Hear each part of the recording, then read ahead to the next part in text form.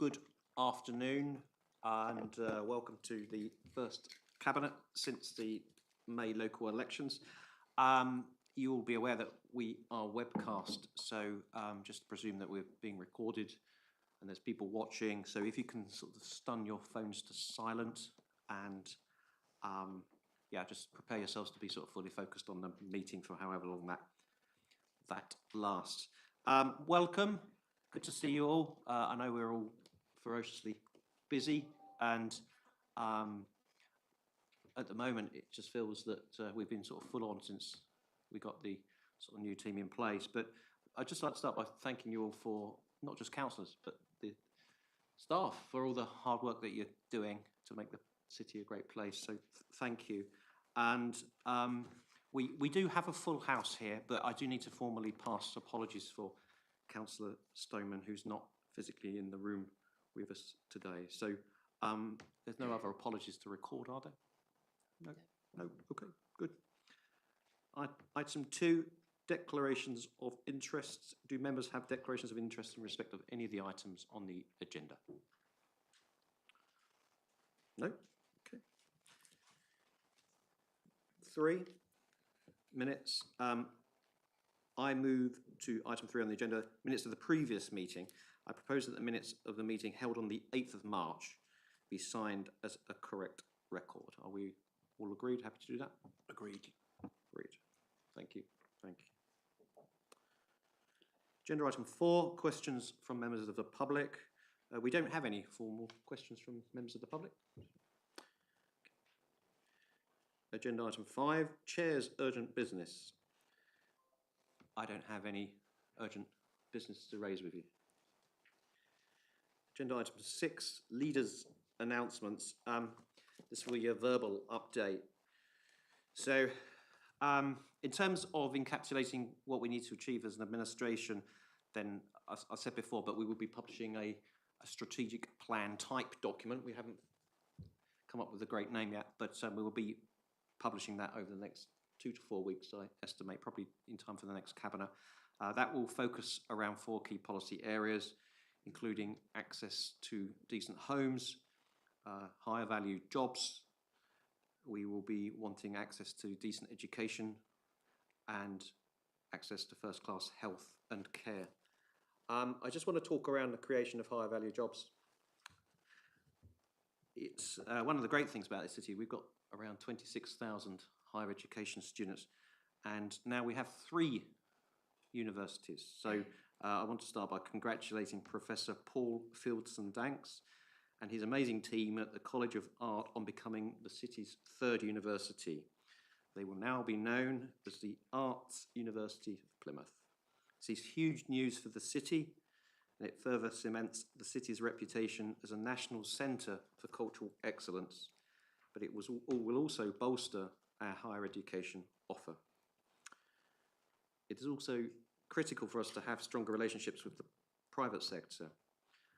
I have already briefed the city's private sector leaders at the Plymouth Growth Board about the administration's commitments to higher value jobs. I have attended board meetings for Destination Plymouth to prioritise our focus on what it means to be Britain's ocean city.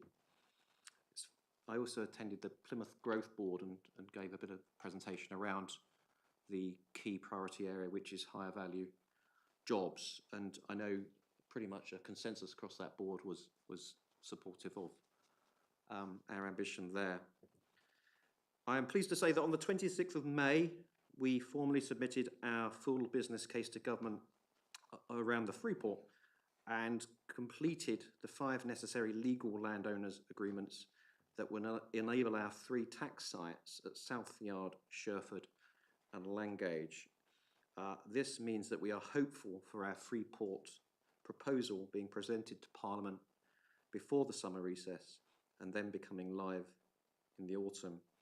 This has been a very complex and huge endeavour, and I would like to thank our partners formally: Devon County Council, South Hams District Council, Princess Yachts, Babcock, the Sherford Consortium, Langage Energy Park, Devonport Naval Base, and Plymouth University.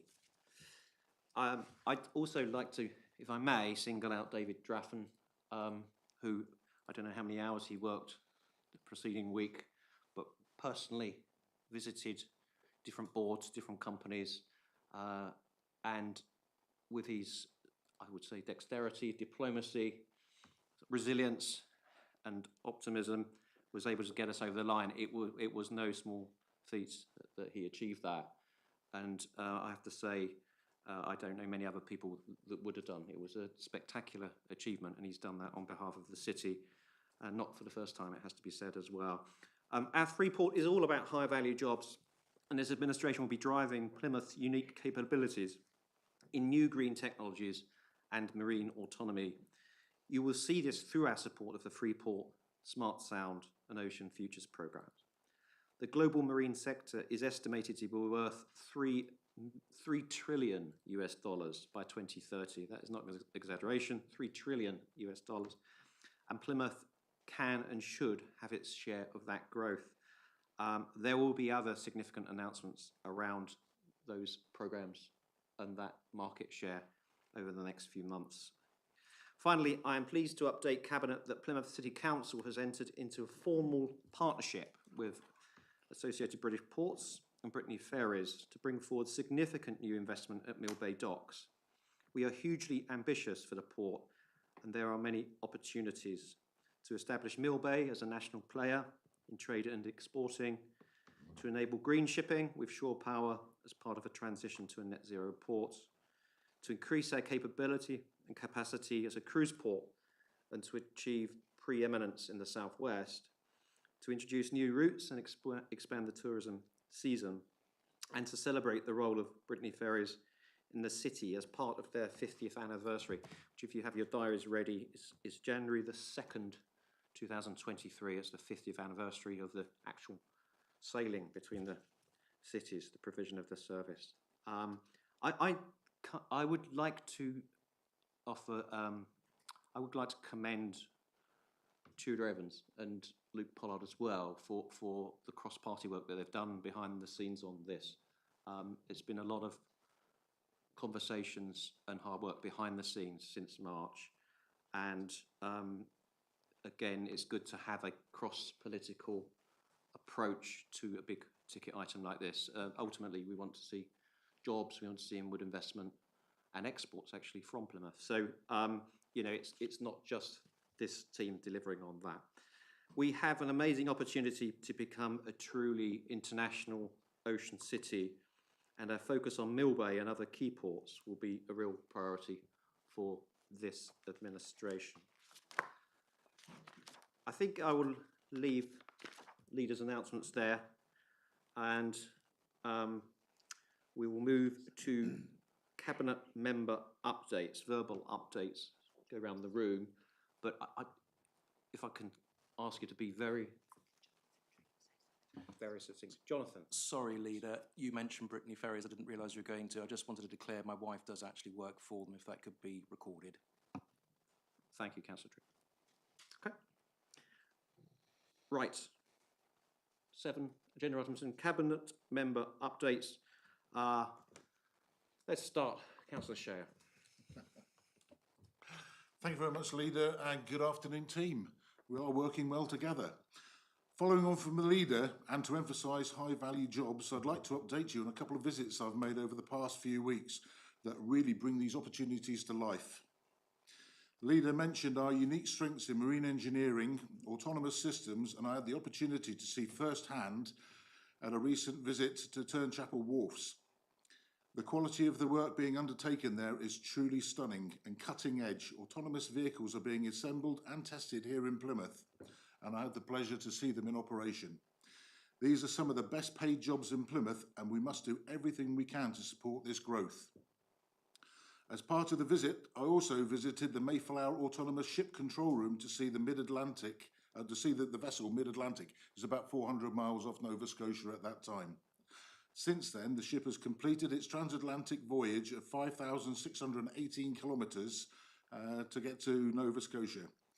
And I wanted to pay tribute to Brett Phaneuf and his amazing team, who were very welcoming.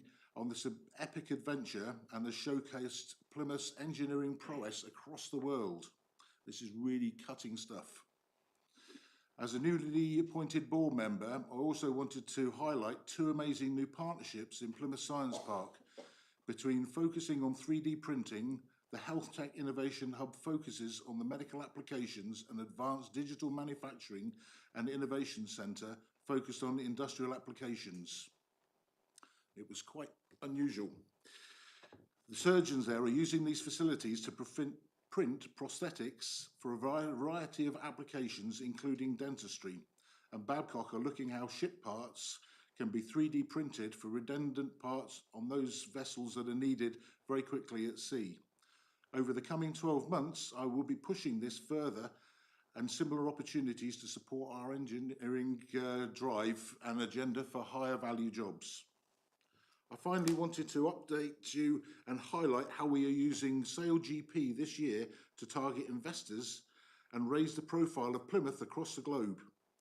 The series will reach some 40 million people this year in 185 countries, making it one of the fastest growing global sports events in the world. We are hosting a number of investment dinners and visits over that weekend, targeting a number of the marine businesses and investors.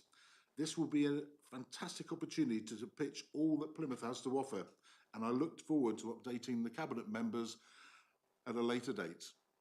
Thank you. Councillor Dreen. Thank you, Leader. Just wanted to give a quick update on the highways, where we are, and share with colleagues. The new CCTV centre, the designs are complete, and data cabling will be starting on the 20th of this month. The vehicle restraint system improvement works will be starting on the 20th of June.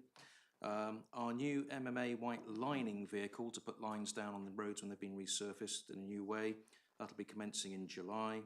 Major remodelling of the Ridgeway pedestrian area, benches are being installed next week, and the final work of planting will be done at the same time. The Mill Bay Road resurfacing is on schedule for completion this week. I've just been down there to check it personally. And I also just wanted to share with colleagues, we had a letter come in complimenting us for the facilities at Coypool. Basically, a resident of Scotland came back from the continent, asked where he could park overnight before driving up north, and he was directed there and was quite impressed with the facilities there, and also spent some money in the economy of Plymouth in the evening as well. Just a small also apology, we had a lining lorry had a technical problem for a little while, and so people may have noticed that once the Milehouse Junction was resurfaced, Saltash Road was resurfaced, and around Hyde Park, it took a few days before we could actually get back to put the linings down, whether they be white or yellow. But that's all been fixed now, and we've got the crews out there catching up, 2 crews out there catching up with our lining work. Thank you, Leader. Councillor Wickham. Thank you, Leader. Well, firstly, I'd like to thank all the hard-working staff in environment and street scene. They're a very small army, but they certainly do a heck of a lot of work that the public don't see, and I really do appreciate the efforts.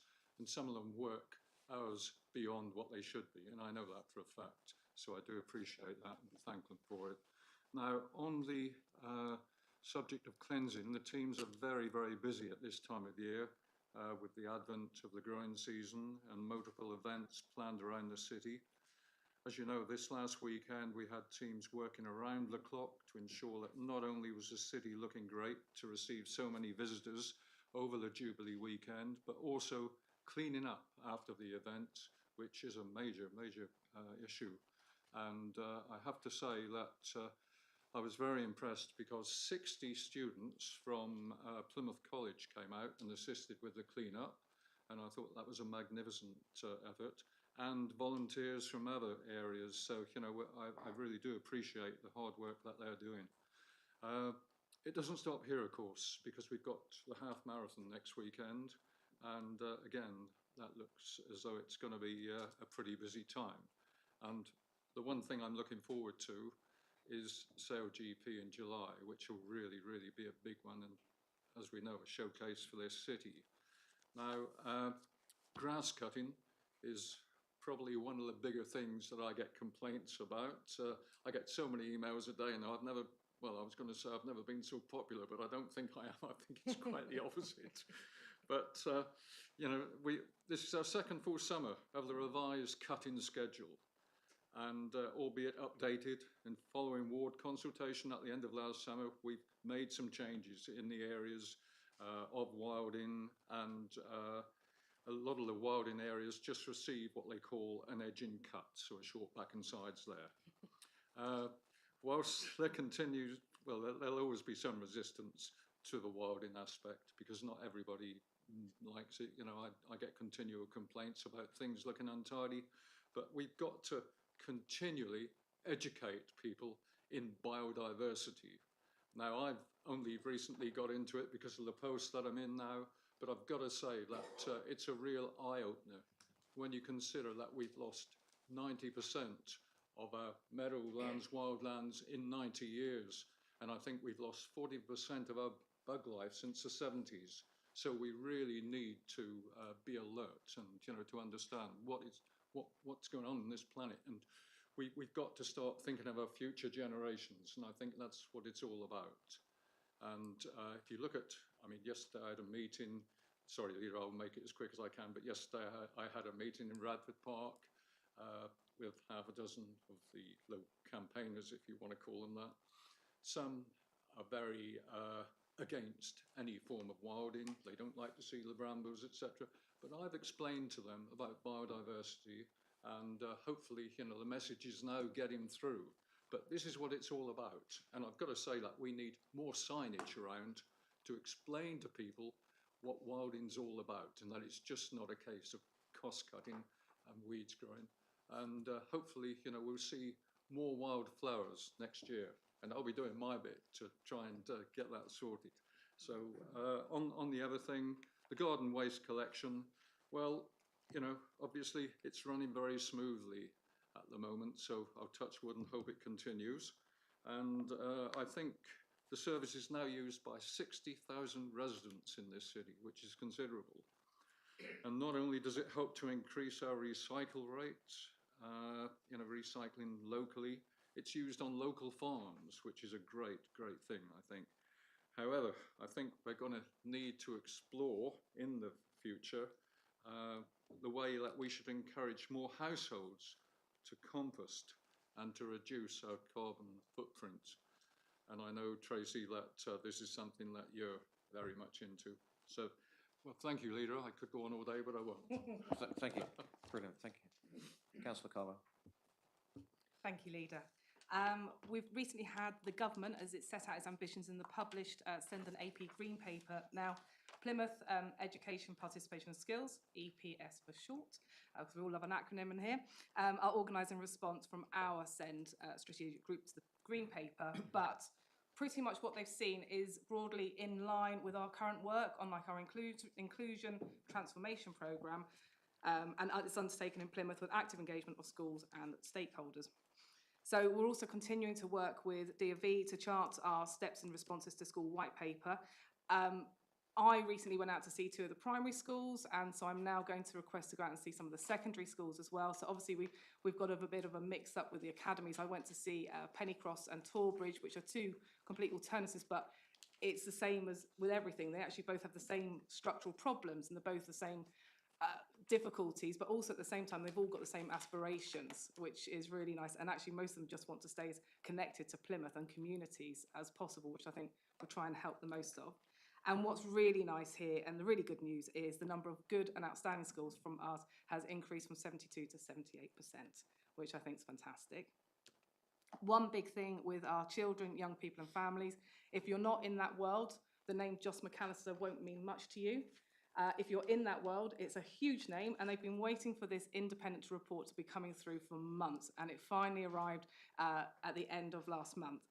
The key areas that have been covered are, and I will read these because I'm not going to remember them off the top of my head, is a revolution in family help to support much earlier intervention, a just and decisive child protection system, unlocking the potential of family networks in terms of support and care arrangements to support children to remain with family members, which just so you know, that's a really major key thing that Plymouth is doing, and has already started the work on actually nipping it at the bud, basically, and also keeping children within families and supporting the families themselves rather than creating a fractured environment. The transforming care to address the national challenges in placement sufficiency for children needing care outside of their immediate and extended families, and with the care experience, and a system that is relentlessly focused on children and families. And it seemed that problems that we've got here seem to be across the board. It's not just a Plymouth thing that we've been experiencing. It does seem to be quite a common theme. And I'll wrap it up because, as you know, I like to keep it nice, short and brief. But one thing I do think you guys need to know, and I will always keep going back to you guys with, is the numbers of vulnerable children.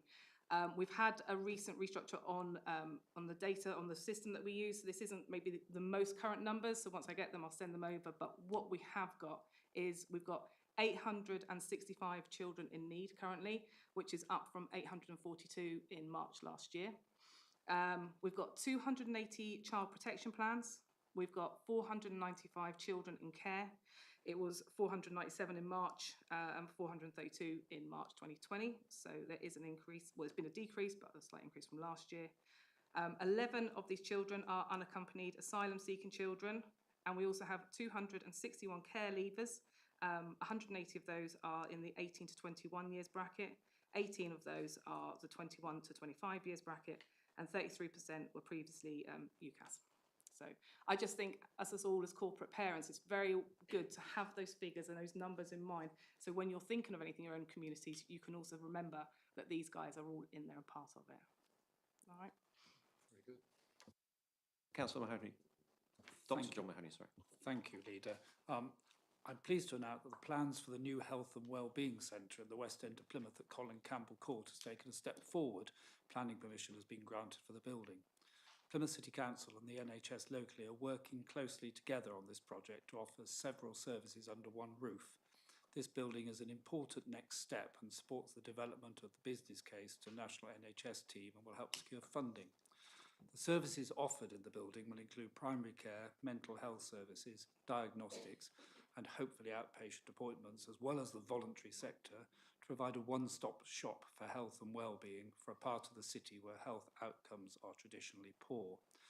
The scheme will not only provide a much-needed modern health and community facility, but will be key in the regeneration of the Stonehouse area. I'd also like to announce that on the 16th of May, the short-term care centre, the William and Patricia Venton Centre, opened its doors. The facility provides time-limited rehabilitation for people leaving hospital. It has 24 ensuite rooms where on-site therapists and care staff can help people to return to home. So this will be a much-needed and much-used facility. The building demonstrates great partnership working across the city. The building is owned by Age UK. The care provision is delivered by Live Well South West, and Plymouth City Council has supported it with capital works to bring the centre back into use, and the facility is commissioned by NHS Devon Clinical Commissioning Group. Finally, Plymouth is receiving enhanced funding for drug and alcohol treatment services as part of the government's new 10-year drug strategy to help drug users access treatment and reduce crime within communities. Additional funding will be provided across the country, but Plymouth is one of the first 50 local authorities to receive this. So this is very good news. We plan to use the money to continue the expansion of treatment places, increasing specialist medical resource, expand treatment for young people, improve links with the courts and prisons, and expand access to life-saving interventions like the naloxone programs, which is a drug that reverses opioid overdose. We are also part of a consortium with Cornwall, Torbay and Devon, pooling our resources together to expand access to inpatient and residential rehabilitation. That concludes my report. Thank you. Councillor Rebecca Smith. I'll be pretty brief. Just a few things. Housing and homelessness, just to say, are obviously high on the agenda, particularly post-COVID, where there's been a huge amount of changes in terms of tenancies and private rented sector, and of course the cost of living changes that we're in the midst of seeing develop. So I don't have any announcements on that today, but that is just to kind of publicly say it's high on the agenda, and there's meetings that I'm having all the time. It's something that I'm particularly interested in seeing tackled very practically over the coming months. We've just had a new disabled facilities grant of £2.8 million for the city. Again, another way of constructively tackling housing issues by enabling people to stay in their existing homes. And I think it's worth keeping that kind of mentioned because a lot of people aren't aware that it exists. And so for fellow councillors, just to remember, for vulnerable families, that is an option. And it's likely there'll be more money coming from government in due course. Also worth just mentioning the new high-rise building team. So we all know post-Grenfell there's a new Building Safety Act that we're required to implement. I went on a fascinating training course a few weeks ago on that, and we now do have a specific team in the council to be taking us forward on that. We have a number of high-rise buildings that we have to bring into line. I think it's also worth putting on record that we are continuing our target hardening on Gypsy Roma travelling communities. We've had less unauthorised encampments this year than we've had in previous years, but again, touch wood, don't want to tempt fate on that, but it's just to say that's another issue that I'm hot on, and making sure that we're doing all we can to protect communities and make sure that we are dealing with that in a robust manner. And then Ukraine, well done to the team who have set up the task force on the Ukraine. There's been some fantastic work amongst members and officers and stakeholders in the wider city to ensure that 103 Ukrainians have been able to arrive in Plymouth, 87 as a family and 16 as individuals. So I think that will be something that we see develop more within the city in the coming weeks and months. And just finally to say, tomorrow we've got the launch of the VORG Violence Against Women and Girls Commission report, which, not strictly speaking in my portfolio, is a big deal for the city, I think.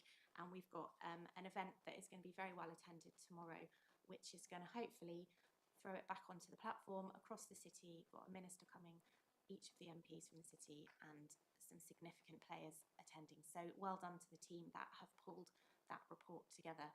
A significantly impressive piece of work, I have to say, and something that I'm quite proud to have played a small part in myself. So thank you. Thank you. More than a small part. Well done. It's an excellent report.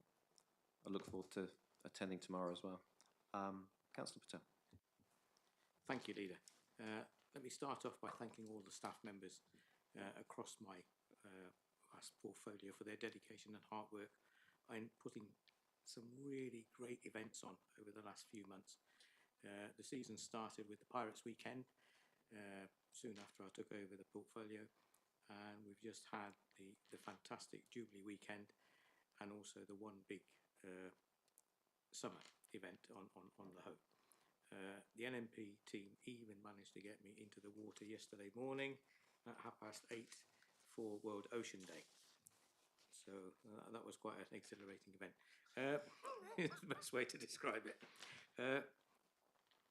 The summer season at the box opens on the 18th of June, just over a week's time, with an exhibition of work by the painter George Shaw. And from the 25th of June, St Luke's will be hosting Because the Night Belongs to Us, an ambitious project conceived by the community. The box will continue to show works from the collection and archives, including new film to mark Falkland's 40 from the Media Lab. In partnership with Building Plymouth, this year's STEAM Fest comes to the box. We are challenging local primary schools to create a functional design home for another mammoth to join Mildred at the box. The Leisure's update. The city hosted an inaugural Future Diving Cup in May. This was an event to provide athletic and valuable competition opportunities after a few disruptive years. 70 divers representing 8 countries, Canada, the US, Jamaica, Britain and the separate home nation teams participated, including senior and junior international divers and Olympic champions, World Cup medalist winners. The event was hosted at no cost, so Mark will be really pleased to hear that, to the authority, with British Diving liaising with Destination Plymouth to book hotels, accommodation and transport for competitors and support staff for the week.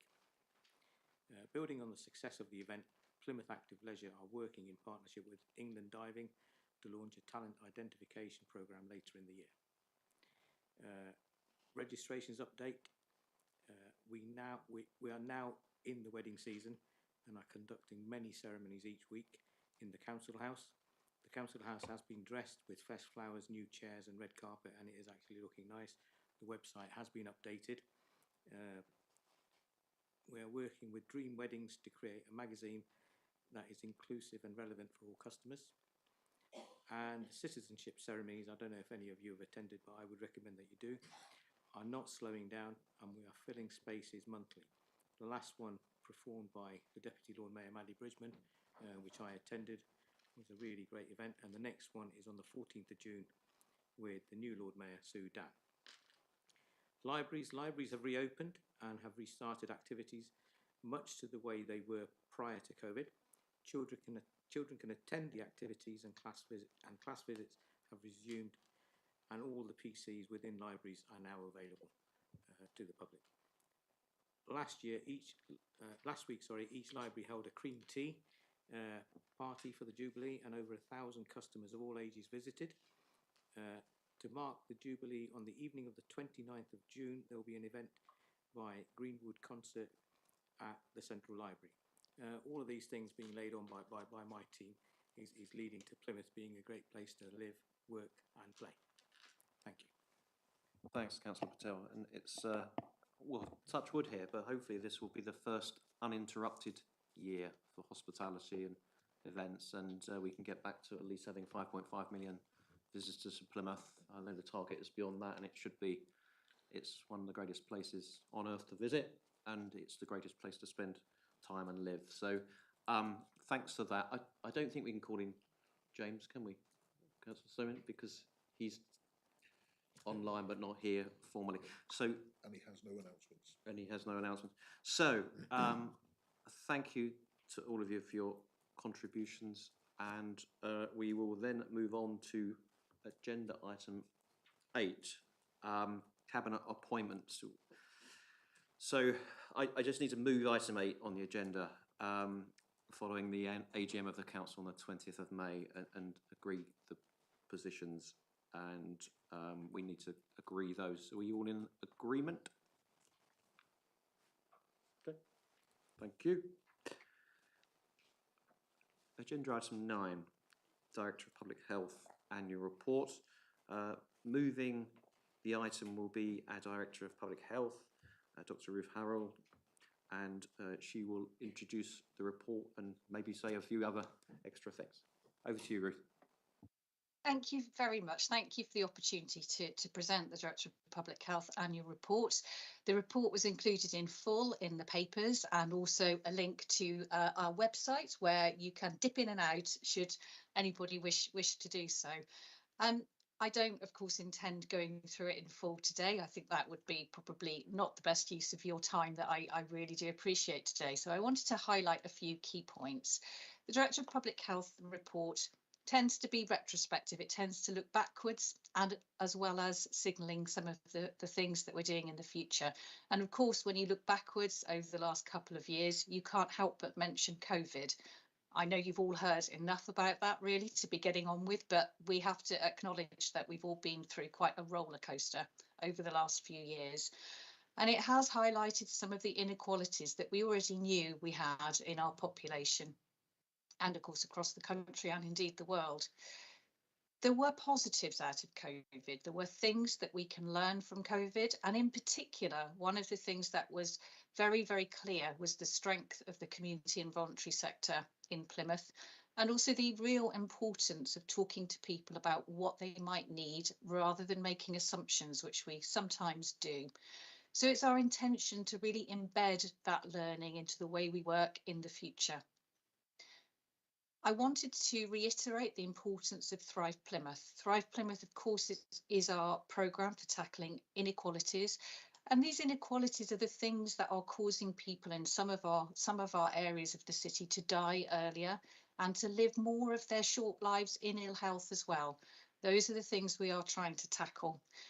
And we know that some of the lifestyle factors that influence that could be much better utilised, could be much more positive for many people. So being smoke-free, only drinking alcohol in moderation, eating healthily and being physically active are very important, but they're also very much shaped by the context in which we live. They're not always the easy choices, and those choices, they tend to be much more difficult in some of our more deprived areas. So though it sounds quite simple, it's actually far more complicated, as I'm sure you appreciate. We also highlight the importance of well-being, that sense that we have of being in control of our lives, being able to make those choices, feeling safe, feeling that we have people that we can talk to, good social contacts. Perhaps it's about having a really good job, employment that's secure and that you enjoy doing and that pays you.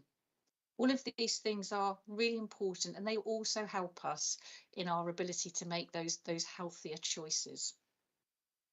So we have recently launched what we're calling Year 7 of Thrive Plymouth, and that's because we had to have a pause through the COVID years, partly because obviously the public health team were very much focused around the impacts of COVID-19 and trying to manage those, but also because our community and voluntary sector were also really focused on that too. And all of that is, of course, important for health inequalities. But we are picking up our annual theme for Thrive Plymouth.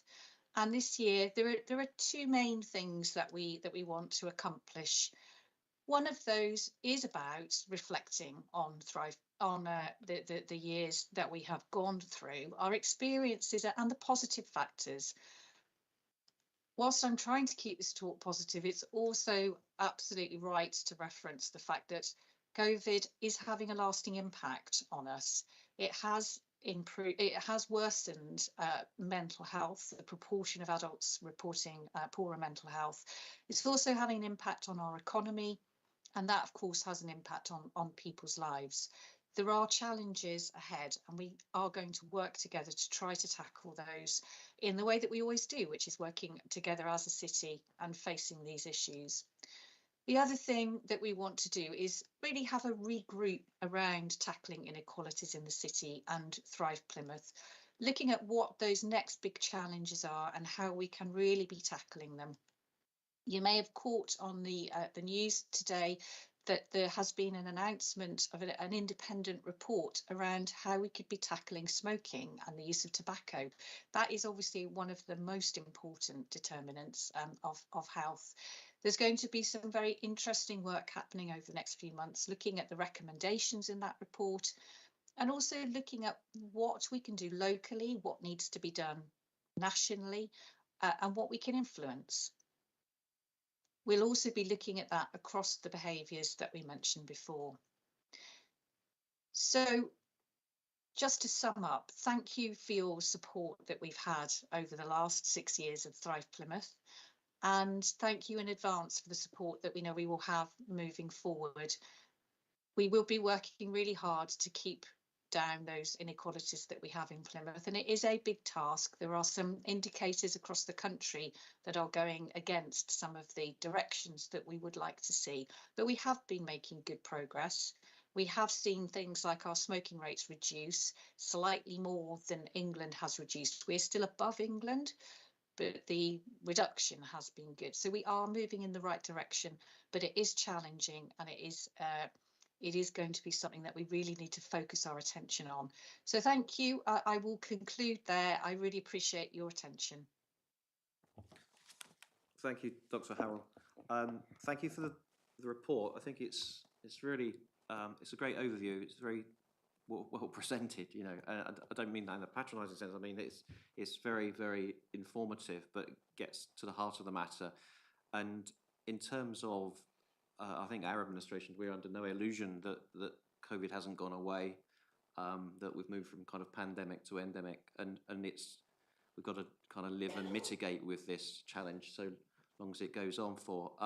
But then you talk about other dimensions that now it's becoming a lot clearer, the mental health aspects and repercussions. So I think with all that said, I just had a quick question around long COVID and how we're handling that. You know, it was raised, I think, at the second from last council meeting. One of the councillors raised this important issue. And so what are we doing? I mean, how is the treatment for that? What are we doing as a city in terms of addressing long COVID and some of the associated repercussions like mental health and fatigue and resilience? Yes, as you say, long COVID is a real concern, and there are many people that have been affected by that. There are services that have been put in place through the NHS for people, but we are in a position where there is no easy answer. You know, there is no simple cure for this, and we are learning more and more as we go on about the real impacts of long COVID, how it's impacting people, and of course how long that impact may last for, because this is still a very new disease. Obviously, long COVID then becomes another one of those chronic illnesses that we know can really cause very significant disability, significant reductions in well-being, and as you mentioned, the mental health impact as well. So, as I say, services are in place. We also have a range of support for people who have any chronic illness, through things like our wellbeing hubs, but also support. We have Plymouth Online Directory has a range of support for people who might be struggling with, you know, things like economy, food, things like that as well during such a difficult time. But as I say, there is no easy answer, and the research is continuing to really understand more and more about it, and hopefully find more about what we can do to support people. Thank you. Anyone else with questions whilst we've got Ruth here? Councillor Patel. Hi, Dr. Hurrell, thank you for that. Can I just ask what we're doing on access to GP services, which I know came up quite a few times in the council meetings we had before that. I am aware that I can only talk about the services that affect me through the Mayflower Centre, and they are improving with the new company coming in. But what are we doing to catch up on the backlog? I think that there obviously have been real difficulties with accessing primary care, but I think it's also true to say that people who have an urgent or really pressing need can usually get to see their GP when they do need to. So I wouldn't want people to think that they shouldn't try, because that support is often there. We obviously know that even pre-COVID, we had issues with primary care, and the number of GPs and the way in which they were able to provide care across the city. And you mentioned Mayflower there. It is an issue that is very high on the agenda of the CCG locally, and a new primary care strategy is being developed. And so I hope that we will start to see improvements over time. Thank you. Councillor Rebecca Smith. Thank you, Ruth. Just a really brief question. Just looking in the report about the Thrive Plymouth and the 7th year, it talks of, as you said, retrospectively. So it says it will be launched in the spring, but I don't remember it being launched. So did I miss something, or what's the plan for that next year? Yep. Launched? Yes, we do. We have actually had the launch of that with community and voluntary sector and some of our local providers. We are progressing with a series of workshops now. We're delivering a range of training to support people in particularly community and voluntary sector around appreciative inquiry, which is a way of talking to people and understanding what the issues or the barriers that they might have, and really getting to the root of some of the challenges that they may be facing. And compassionate friends, so that is mainly around people who've perhaps suffered bereavement, and supporting people around that. And also things like Every Mind Matters, which is a range of tools and support that can help people with that sort of low level mental health issue, in particular things like loneliness and social isolation. So we have been launching that, but it does obviously it's an ongoing process through the year that sort of develops momentum as it goes forward. Thank you. Well, thanks so much, and to your team and everyone that you work with and support us to be a healthier, more resilient city. It just falls on me to note the report, in particular potential impacts of COVID-19 on people's health and well-being, which have already been discussed at a Health and Wellbeing Board with various mitigations in place. So essentially we're happy to note the report, colleagues. Good.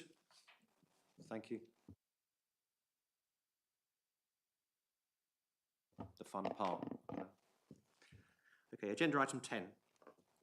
provisional capital and revenue outturn report. Moving the item, I shall hand over to Councillor Shea. Thank you, Leader. I'd just like to say thank you very much to Dr. Ruth Hurrell there for giving us a series of very positive messages, and thank you for your very candid replies to questions. Right, moving on to some more good news. The Provisional Financial Outturn Report 2021 to 2022. I'm pleased to be able to brief the Cabinet on the provisional outturn position, both revenue and capital, for the Council in 21-22 and the financial year just recently closed. The Financial Outturn Report sets out the financial position for each of the Council's directorates and the Council as a whole. This is a key report that not only sets out the financial performance for the last year, but also will be used to support the Council's statutory responsibility to prepare a set of accounts for external audit inspection, which is important. The financial information in the report is to be regarded as provisional, i.e. not final, because the figures are subject moving forward to the usual annual audit process. As part of this process, it is possible that the numbers may be subject to further adjustment. Colleagues, you need no reminding of the continual financial challenges local government, and particularly Plymouth, has faced in the last financial year due to the COVID-19 pandemic, and we hear on a regular basis. Despite this difficult year, the Council has achieved a balanced budget, and we really need to focus on that, a balanced budget position at this year end. Given the pandemic and its complexities of the gross budget of 516 million on businesses as unusual activities, this is a laudable result. The Council is also aware of the financial challenges it faces in the next financial year, and this balanced position is after carrying forward resources in the sum of £9.44 million as approved at the full Council on the 28th of February this year to assist in balancing the budget of the 2022 to 2023 revenue budget. So that pointedly is next year's budget is fully funded. So I pass over now to Brendan for the detail. Through you, Leader. Sorry, my red button. Through you, Leader. Yes, there are a few more points to pick up. As part of this, we're suggesting that we carry forward about £350,000 to help in business change activities moving forward and preparing for the financial challenges of the future. In addition, there is some additional information in the report relating to the expenditure that we incurred due to COVID and the way that we funded that using grants, and that's in Appendix 1 in the report. Moving on for a little while to the capital programme, which is perhaps gets a little less attention than it ought. We have investment in the financial year of £75 million worth of capital expenditure, and some of the key schemes that we've delivered on. The Forder Valley Link Road and interchange, 18 million has been spent on that. Over 5 million on highways maintenance and essential engineering. Decarbonisation projects, somewhere in the region of 5.2 million. Strategic transport, 4.8. A similar figure for property and regeneration. Environmental service vehicles and containers, 3 million. Disabled facilities, 3 million. And a range of others, leading to a total of 75. So a huge amount of good news in there. Members will have noticed that we've underspent the potential capital budget by a significant amount. That is not a surprise, because nationally capital programmes in the public sector, as elsewhere, have been affected by the pandemic, the availability of labour, issues with the supply chain, which we're all very much aware of from their coverage in the news. But the good news is, even though we've spent perhaps less than we might have hoped in a normal year, no funding has been lost. And so it's simply a timing issue to allow the programme to catch up again on the delivery, the full delivery of some of those commitments. So those are the perhaps more detailed issues, Leader, and I'll hand back to the Deputy Leader, if I may, for the recommendations. Thank you very much for Brendan. Just to re-emphasise, that's an awful lot of money that we've invested into Plymouth and really funded and done well. Thank you very much for that. So the recommendations for us are two. Number one, note the provisional revenue outturn position for the year 31st of March 2022. Secondly, note the provisional capital outturn position for that year, including the capital finance requirement of £75.2 million. The next point is to agree the provisional revenue outturn position, including the setting aside of monies to the sum of £349,000 into the change contingency to be carried forward to the financial year 2022-23. And finally, note that the provisional revenue outturn position includes the setting aside of monies to support the 2022-2023 revenue budget as agreed by Council on the 28th of February. Do we agree to this? Carrying forward of the general resources in the sum of £2.8 million to financial year 2022-23, carry forward of COVID grants to the sum of £4.8 million to 2022-23, and finally, carry forward the remaining balance of 1.7 million set aside at closure of the accounts for 2020-21 to assist in preparing for the budget settlements in latter years. I recommend the report to the full council on the 20th of June 2022. Everybody content to do so? Yep. Thank you. Okay. Thanks, Councillor. Thank you very much. Right. Okay, agenda item 11. We have the response to the budget amendment agreed by Council on the 28th of February 2022. Again, I move, Councillor Sheraton, move it. Thank you very much, Leader. Colleagues, this is in response to the budget amendment agreed by the full Council on the 20th of February this year. The Council resolves to adopt a 1% increase in the adult social care precept and to adopt a 0% increase on council tax. This latter decision entailed that a budget shortfall would result, and to avoid this budget amendment approved by the Council could contain means of achieving this aim. The amendment covered both a capital programme and a revenue budget. Taking revenue first, there are 6 items of the amendment totalling 2.1 million. The details are set out in the individual paper at sections 4.1 to 4.6 in a table at paragraph 3, showing the wording of the amendment, their values and how the reduction will be delivered. Several of these items in the table are here for noting, and the items requiring Cabinet approval are 4.3, decisions on the incoming administration, the deleted of the allocation of £300,000. It is understood that reinvesting the waste charges is infeasible. According to the recommendation, it is to approve a post-lockdown review of all parking charges across Plymouth and delegate the outcome of the review to the portfolio holder for finance in consultation with the Strategic Director for Places and the Section 151 officer to report and to be reported at the next Cabinet meeting. The second approval on there is 4.4, cost reduction target of £500,000. This amendment processes and the recommendations is to approve the setting up of a cross-party working group to investigate the use of the current £16 million commercial rental income and drive out a £500,000 saving against the current expenditure. In addition, for the capital programme, the Council resolves to set up a cross-party working group to ensure better use of the existing capital allocations, ensuring that full value for money review is undertaken, and the creation of a new community improvement fund with a fixed allocation per councillor to enable them to determine how is best spent within their own wards.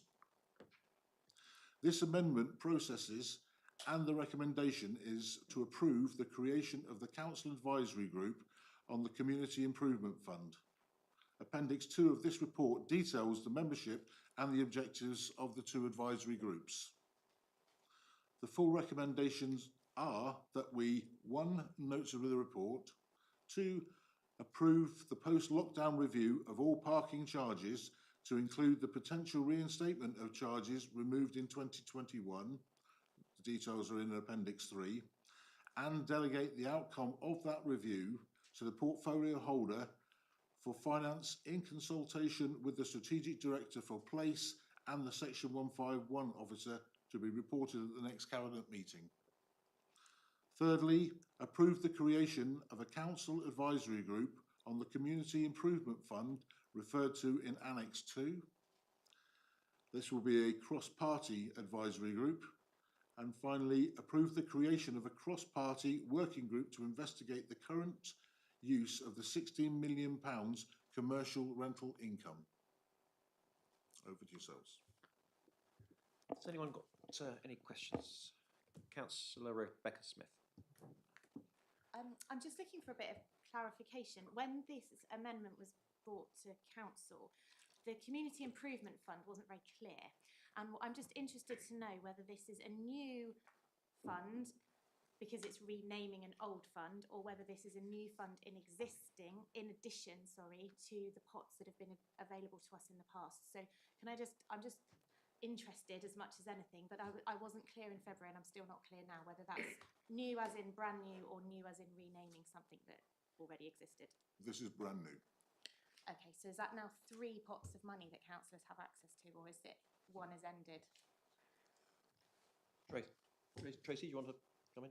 If I might be able to help. I think one of the key issues actually in setting up the working group will be to be very clear how you want to proceed with the funding pots.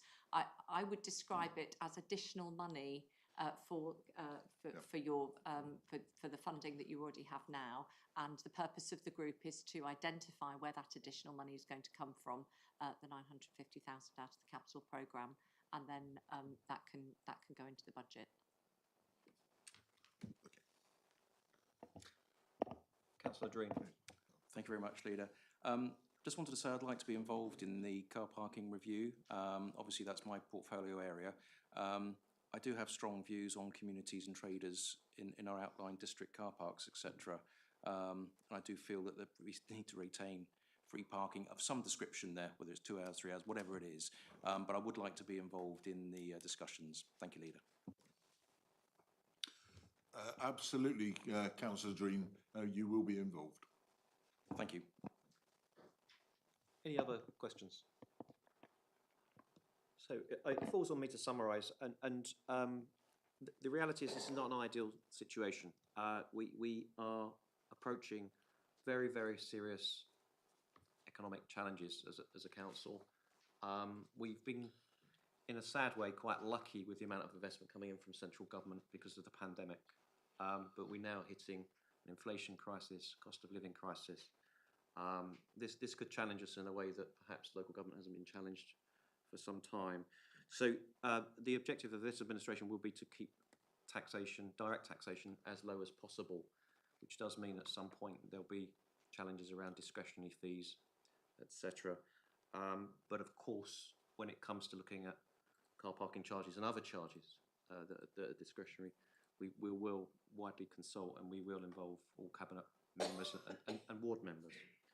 So I think if there's a lesson to come out of the last year's budget setting, where of course politically things were sort of mathematically quite even, you had sort of 2 main parties here. For those tuning in, 2 main parties on roughly the same numbers, and the budget was slightly gridlocked. We need to learn the lessons of scrutiny, and more councillors and indeed more portfolio holders need to be involved in setting council's budget. And if that means having cross-party talks, if that means wider consultation, councillor to councillor, then we need to do that. I personally didn't find, I was sat on the scrutiny process last year. I know Councillor Wakeham was as well on the budget scrutiny process. It didn't feel right. We were not provided with the information who gave us sufficient intelligence to be able to make informed decisions about the budget of last year. I hope that doesn't happen again. I hope that we all as a corporate body learn the lessons from that.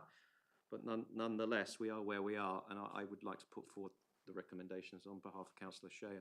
So do we want to discuss any of the 4 items, or do we want to take them as a whole and approve them? So I suggest we take them as a whole and approve. Great. Thank you, colleagues. Thank you. Okay, agenda item 12, corporate plan performance. Once again, Councillor Shea. Thank you very much, Leader. Right, off we go again. This is the 4th and final of the quarterly corporate performance reports, which we've delivered in 21-22. This report covers the period January to March 2022. This is a highly accessible report enabling the public and our own system of scrutiny to review our performance against the corporate plan and make recommendations to us. And that is important to us, that we do need to measure our performance. The report also provides an opportunity to celebrate improving and the strong performance. And I congratulate the team here. As portfolio holder for performance, I would like to congratulate the colleagues and officers for all the work that they have undertaken.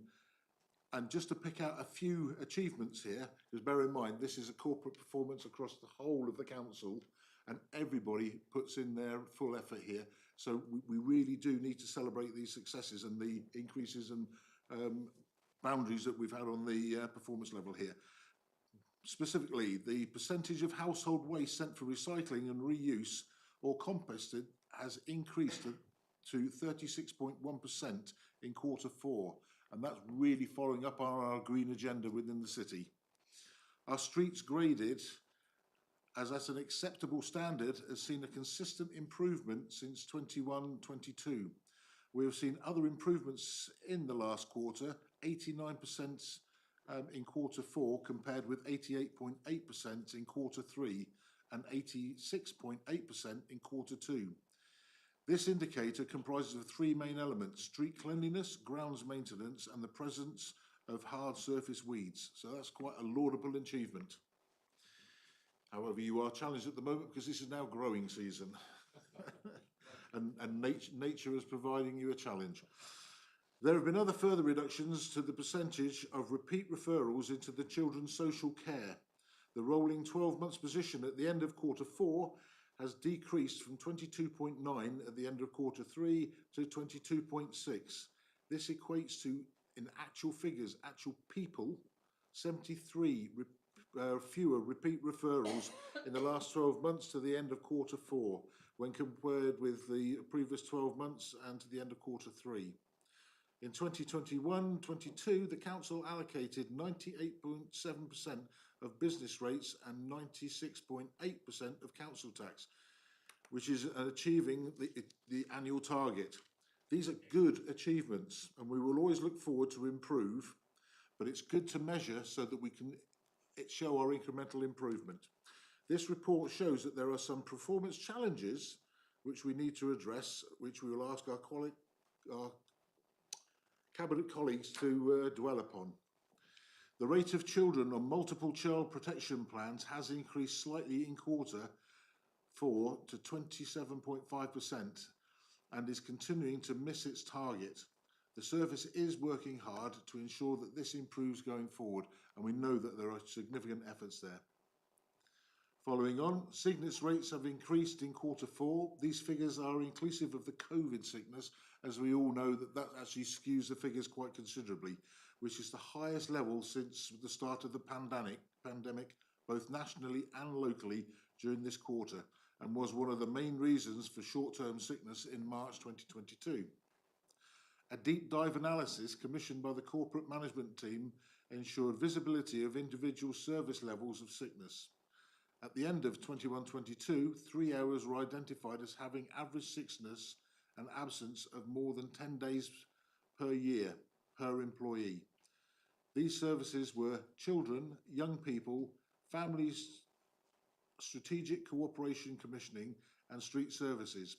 Each of the 3 service areas employ large numbers of staff, therefore exacerbating the days lost due to sickness absence.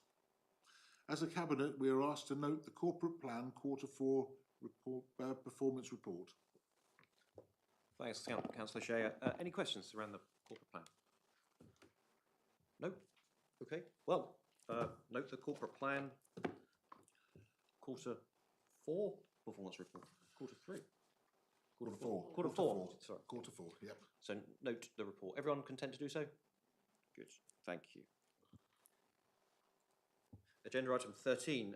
Facilities Management Hard Services Team Term Services Contract. Councillor Shea to update. Right, moving on yet again. Okay.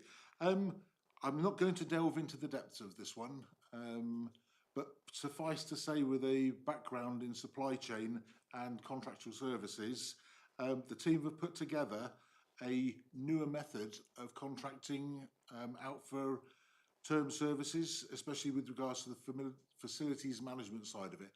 And this is based upon feedback from contractors themselves and bidders for these services. I believe this is the right way to go. It will bring us better value for money for our term contracts. It will bring us better take up from local businesses, and it is important to us from the city. Questions? Councillor Dreen. Okay, thank you, Leader. You used the word locals there, so I think you've answered the question that they're all local suppliers that we'll be using. Right, where I said local, what we've done is split the number of contracts into a greater number, and therefore enabling more local contractors to apply as opposed to national companies. So that brings it more closer to Plymouth. Therefore, you get a reduction in mobilisation costs and all the rest of it. But it's good for the economy. Let's keep the economy thriving in Plymouth. That's the idea of this. That's great. Thank you for that. That's really good news to hear. Thank you. Any other colleagues? No. Okay. So, recommendations. Number 1, approve the business case, which includes the options appraisal for facilities management and its conclusion that option 2, outsource delivery to multiple term contractors, is the best option. Recommendation 2, authorise the undertaking of a new procurement and tender process for facilities management contracts. Agenda, recommendation 3, delegate authority for the award of contracts to the Strategic Director for Customer and Corporate Services, where they would otherwise not have the authority to do so. We all content to agree those? Thank you. Thank you, colleagues. What a surprise. Agenda item 14. Renewal I think this is my last one. Forces Covenants. Thank you, Leader. Right, as I say, I think this is my last one. As some of you will know, I am a veteran, so this is very close to my heart. It gives me huge pleasure to bring this item to the Cabinet. The Armed Forces have been an intrinsic part of Plymouth for hundreds of years, of all services. Over this time, the city has and retains a special and reciprocal relationship with all those who have served and serve. We recognise the sacrifices that have been made in our city and for our city and to keep our country safe, and that is right for the City Council commits to support all those in the Armed Forces community. The Armed Forces Covenant does just that. The Armed Forces Covenant is a pledge that together we acknowledge and understand that those who have served, those who do serve, or those that have supported their families in the Armed Forces should be treated with fairness and respect in the communities and the society that they have served with their lives. They should not be disadvantaged, and in some circumstances, special treatment may be appropriate, especially for those who have been injured or bereaved. Plymouth City Council originally signed the Armed Forces Community Covenant in 2012. The Ministry of Defence have changed the process so it is not possible to continue registration of community covenants, and organisations now must choose to renew individually. So, 10 years on, this allows the City Council the opportunity to demonstrate how we will seek to uphold the principles of the Armed Forces Covenant. The pledges we are making are supported by the MOD and have regard to new legislation, which is important, that will be implemented in the summer of 2022. and will help form the basis of an application for the Defence Employer Recognition Scheme, where a gold application will be made in January 2023. These pledges will be set out in your pack and include, firstly, the Council offering preferences to those requiring social housing who are currently in the armed forces or leaving the armed forces. Seeking to support the employment of veterans, young and old, by both welcoming applications from and guaranteeing interviews with veterans who meet the criteria in the job application specification. Striving to support the employment of service spouses and partners by welcoming applications for those who meet the criteria in the job specification. Championing the needs of services and veterans' families who require school placements for their children. Promoting the armed forces community in council dealings with the business community and encouraging businesses to sign the Armed Forces Covenant. Helping to improve health and social care provision to the armed forces community by looking at our veterans' ongoing needs, especially around medical support and mental health provision. We want Plymouth to be recognised as a centre of excellence for veteran support. The opportunity to refresh and renew our commitment to the Armed Forces Covenant is timely, as it gives the new Cabinet an opportunity to publicly declare our commitments on behalf of the Council. If the Cabinet approve this recommendation, the signing of the ceremony will be undertaken at the most appropriate time. And I'm looking, colleagues, for your support here, please, to follow through this process. Thanks, Councillor Shea. And I think we're all fully committed to this city being the best city to live for those that have served in the armed forces or those that continue to serve. And knowing so many people that have and do, it's not just the sacrifice of service people, but actually the families sometimes are the ones that get sort of the raw deal, you know, because often they're moved to places that they don't know, they don't have the social nexus that the armed forces personnel have. And so I'd like us to fully support this and to continue this city being a remarkable place to live for veterans. And it's, you know, doing this is also one of the ways that we can attract veterans and people who are serving to our city. When we talk about higher value jobs, then these are the types of people that we want to be bringing into the interview process, that we want to be acting as ambassadors for our city. They are the best employers to have. You know, I speak discriminatorily, but that's you know, that's the reality, that often they do their new employers proud when they come out of the armed forces. So yes, please, if we can approve the renewal proposal so that the council can demonstrate its individual commitment not only to serving members of the armed forces but to veterans, reservists and their families. Content to do so, colleagues? Excellent. Okay, right. Excellent. All I can say is, as a veteran, thank you. Thank you. Well, that concludes our Cabinet meeting. Thanks for all of your contributions, and thanks for all of the hard work. It's really pleasing. I think I'm kind of overwhelmed. It's the first council meeting that has run sort of short of the schedule, because I think we're sort of 20 minutes short.